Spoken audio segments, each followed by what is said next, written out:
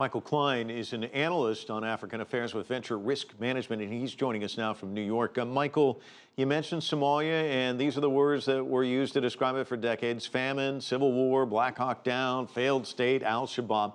So what does this mean for this country that has been defined by so many negative words for decades to pull off a summit like this? Yeah, I think images of war-torn Somalia are slightly outdated.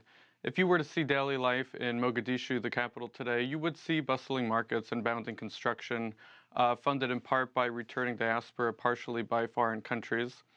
We'll have to speak about both threats and promises, but I think on balance, the IGAD summit today, followed by elections later this month and in October, should sound an optimistic note for Somalia and its people.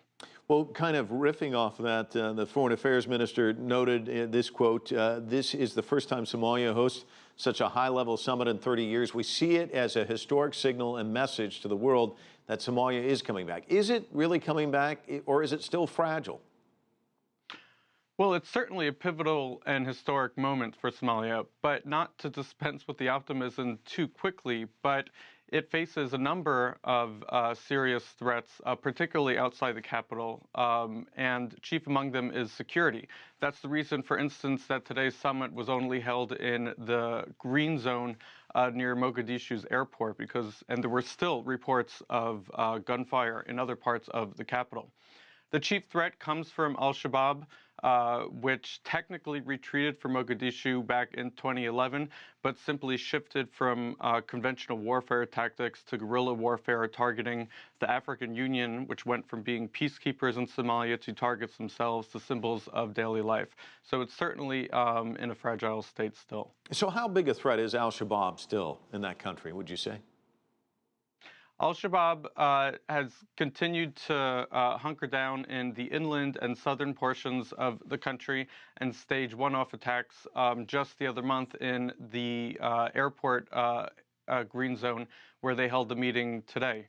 It targeted a number of hotels and cafes, which really hinders Somalians' attempt to return to that daily life that I was talking about, and will certainly try and target the electoral environment later this month. So how does the country turn the corner? Well, there's a number of challenges that Somalia faces. I'd say there are three chief among them. Firstly, security. We talked about they're going to have to bring security not just to the capital, but nationwide to defeat Al-Shabaab and strengthen a Somali national military to eventually take over that responsibility from the African Union. Second is politically. These elections are not the finish line. They're just a hurdle in Somalia's political development. They have to see if they can bring former warlords and tribal leaders into the political process. There has to be respect for a civilian government. For instance, will President Hassan step down if he loses the election? Those will have to go peacefully. Now, they're not being held nationwide. There's only about 14,000 designated voters because that would be too dangerous otherwise. And lastly, economic. Rebuilding Somalia is going to take a lot of investment and patience.